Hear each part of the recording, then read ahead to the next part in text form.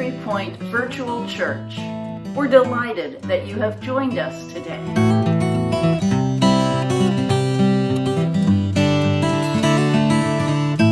What country did we declare independence from to celebrate the 4th of July? I don't know. What is the purpose of 4th of July celebrations? I'm going to turn it to the guy in the USA shirt. Fireworks. A little more specific, a little more specific. Celebrating our independence. There we go. A little more specific still. Independence Day. from a country. Step in here at any time. Which country was that? History was not my subject. I slept through that class. And happy 4th of July. Thank you. Happy 4th to you guys. When Jesse Ventura, John Wilkes Booth, and the other founding fathers signed the Declaration of Independence, what year was that? 1870 something, but I don't remember the specific year. What's the purpose of 4th of July weekend? No, celebrate our independence. A little more specifically, please. I really don't know. What year was the Declaration of Independence signed? God. Come on, man. You don't give it away. Off the top of my head, I don't know. Yep. 4th of July weekend, we are celebrating our independence from China. Okay. Just checking to see what people are doing to celebrate that victory over the Chinese. Well, I mean, the families always get together, and they just come to the beach and just, have a good time. They just barbecue. We are celebrating a certain Independence Day. Tell us what that is exactly. So the United States got independence from, England, right? Yes.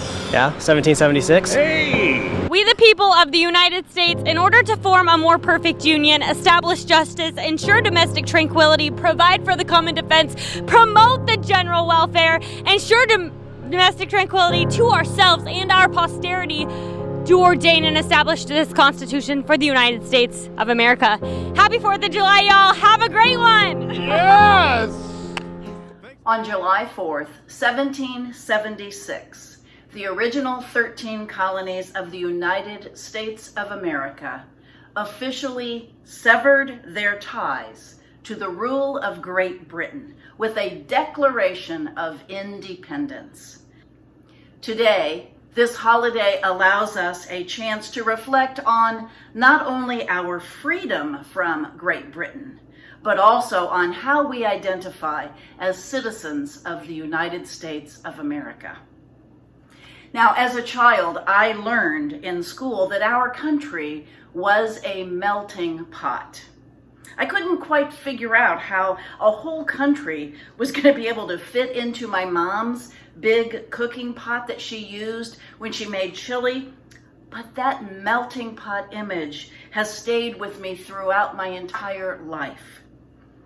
As a child, I was intrigued by the notion of lots of different people being poured together into a place and blending their cultures and their languages and their colors.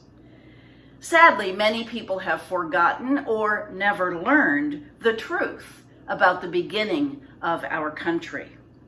I loved hearing in elementary school about the hands that built America. I loved learning about the settlements of those early colonies, the culture of those days, but I also know that we are a very different, sometimes frightening country right now. I learned more about the history of this country when I attended a Racial Equity Institute a few years ago. That was when I discovered events and people that were not in the history books when I was in school. I was informed about practices that prohibited people of color from enjoying the same freedom and benefits that I had as I grew up. Although we were founded by immigrants, and in fact we are all immigrants, we are struggling to understand this topic still today. While I keep the phrase melting pot in my head as part of my worldview, I also keep the Statue of Liberty front and center in my mind when I think about our country. I see our country as a lighthouse of hope. I still believe it is one of the greatest lands of opportunity. The New Colossus is an Italian sonnet that was written by the Jewish American poet Emma Lazarus. Lazarus was a passionate immigration activist, becoming particularly involved in the plight of Russian Jewish refugees. She wrote the poem The New Colossus in 1883 to help raise funds for the construction of the Statue of Liberty's pedestal. But the poem was not actually mounted on that pedestal until 1903. The poem compares the Statue of Liberty to the ancient Greek Colossus of Rhodes, presenting this new Colossus as a patroness of immigrants rather than a symbol of military might.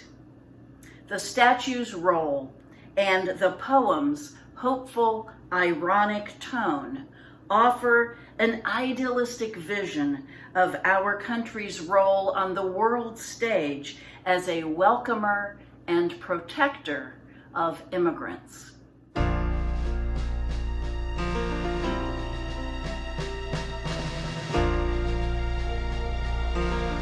Not like the brazen giant of Greek fame with conquering limbs astride from land to land. Here at our sea-washed sunset gates shall stand a mighty woman with a torch, whose flame is the imprisoned lightning, and her name, Mother of Exiles. From her beacon hand glows worldwide welcome. Her mild eyes command the air-bridged harbor that twin cities frame. Keep, ancient lands, your storied pomp, cries she with silent lips. Give me your tired, your poor, your huddled masses yearning to breathe free. The wretched refuse of your teeming shore, send these, the homeless, tempest-tossed to me. I lift my lamp beside the golden door. Please pray with me. Dear God, on this beautiful 4th of July, as we celebrate the birthday of our country, we thank you for all the ways that we have benefited from living in the United States of America. We're grateful for all the things that are beautiful, unique, and special about this nation, and for the opportunities that have been available to many of us because we live here.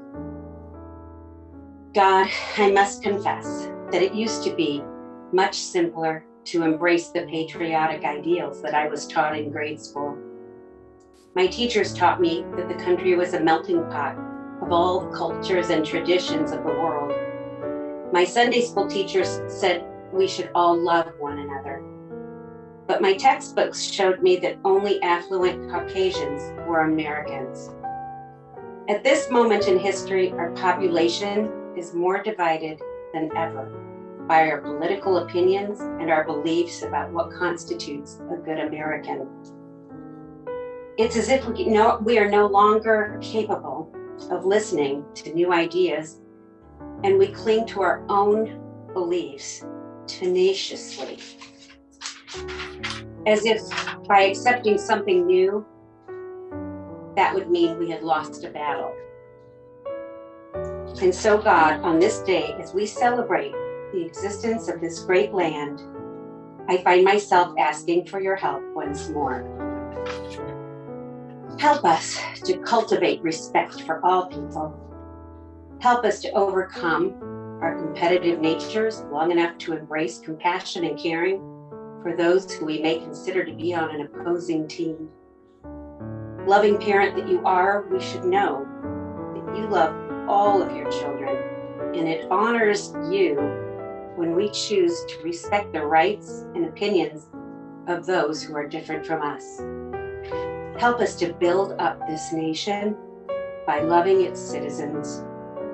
Protect us and provide us with guidance and the skill to listen and contribute to the building up of our communities with loving hearts and open minds. God bless America. Amen.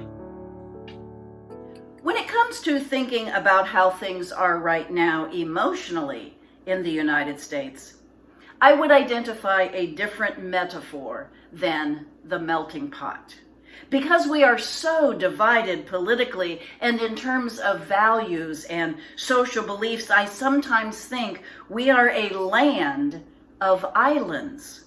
We are divided into pods of people based on our political and social beliefs, and to be honest, education is also part of that divide.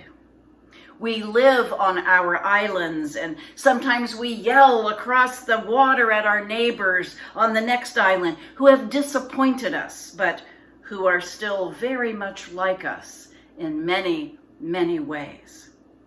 When large-scale tragedy hits the land, we quickly and lovingly build a bridge to the next few islands, and we cross over to offer help and love and prayers. And then when life returns to normal again, we tear those bridges right back down. That's the emotional part of living in the United States of America. Always physically separated from each other due to the states and the distances, but always connected in some pep rally kind of way, in spirit and pride. We are far from a perfect nation, but I still believe in the greatness of this country. Mostly, I guess, I believe in the greatness of people. When things don't make sense, I often turn my sights and my heart inward, and I narrow my gaze. When I look locally at groups of people, I feel encouraged. When I look at kindness and community and support on my individual islands, I know that people are loving and generous. When I think about what it means to be a citizen of this country, I think of freedom. Even though I know that there are marginalized groups of people who have never had equal freedom. Yet I still find hope in the human spirit. I wholeheartedly agree with Anne Frank, who wrote, "In spite of everything, I believe that people are really good at heart." I still believe that people will continue to care about each other and about the inequities that remain in our country. And in caring about the imbalance of freedom and the imbalance of power and opportunities and wages, I believe that good people will continue to fight for those freedoms for all people. A few years ago, an AP English teacher asked her students to answer this question. What does it mean to be a United States citizen? A student named Heather wrote this response. I was born on February 14th, 1986, in Seoul, South Korea. I was put up for adoption because my birth mother wanted me to have a better life and wanted me to come to America, which I think says a lot about what a great country we live in. 6 months later, I was adopted, and I was on a plane on my way to Detroit, Michigan. 9 years later, I became a citizen of the United States. I was now a legal resident with a Social Security number. I was made a citizen so late because my mother wanted me to remember that day. At the time, I didn't realize what a proud day it was. I was no longer just another foreigner. I was now a U.S. citizen. I no longer had the threat to be deported. I was now here to stay. Being an American citizen can be described in one simple word: freedom. In America, you have the freedom to do whatever you want. Being an American citizen isn't a right, it's a privilege. Well stated, Heather. Those words remind me of a passage in the Bible about freedom. It's found in Galatians chapter 5. It is absolutely clear that God has called you to a free life. Just make sure that you don't use this freedom as an excuse to do whatever you want to do and destroy your freedom. Rather, use your freedom to serve one another in love. That's how freedom grows.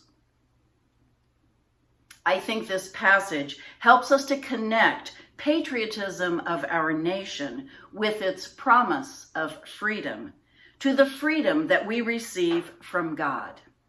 I think that within this passage, there is an important caution that our freedom should not be self-serving, but rather it should be a freedom of generosity and compassion. Rosa Parks understood this notion of freedom, of generosity, and compassion as evidenced by these words. I would like to be remembered as a person who wanted to be free, so other people would be also free. Our hope lies in people, on the local level, on the national level, and on the international level. Our hope for true freedom lies in our ability to remember the hands that built our country, to remember that many of those hands were not allowed in the main house, and to remember that we are all immigrants. Yes, our country is flawed, but despite its failings, our country is a good one. And quite honestly, I am incredibly grateful that I was born here. I am proud to be a United States citizen. Amen. I got a question today. How can we make history? I chose the National Archives in Washington, D.C. because Key President doesn't always sleep, but when he does, he wants to be surrounded by inspiration and history. It's sort of tricky. You're gonna have to get permission. Luckily, I got to meet with the archivist of the United States of America. The archivist is appointed by the president. What, I get to meet this guy? I got to sit in his chair. I mean, the archivist helps preserve and tell our story. The story of America. I can't believe I was in his office. He said it was cool. You know what that means, right? Sleep over at the National Archive. I made sure to set up my sleeping bag right under the Declaration of Independence. Laying there just beneath that piece of history, looking up at the incredible ceilings. It hit me, all of it, it hit me. I mean, yes, this sleepover is historic, but all of our lives are historic. You, me, all of us. We're already making history just by being here. Together, we're part of something really big. A story that have been happening before us, and a story that's going on right now. It continues. History has always been made by little people. Little people like you and me. Little people living out big love. More than that, if you're breathing right now, if you ever taken a breath, you are an important part of history. You're part of this great big story we're telling. Believe it or not everything has been done. Not every important story has been told. Still a lot of good to do in this little world. So, don't give up, party people. I want to see people like you doing something, anything, to make the world more awesome for kids. I believe you can do it. Thank you for watching our service today. We hope that you have a wonderful week ahead and that you will join us next Sunday at Connor Prairie. At that service, I will be talking about what it means to be perfectly imperfect. Bring a friend and join us. See you there.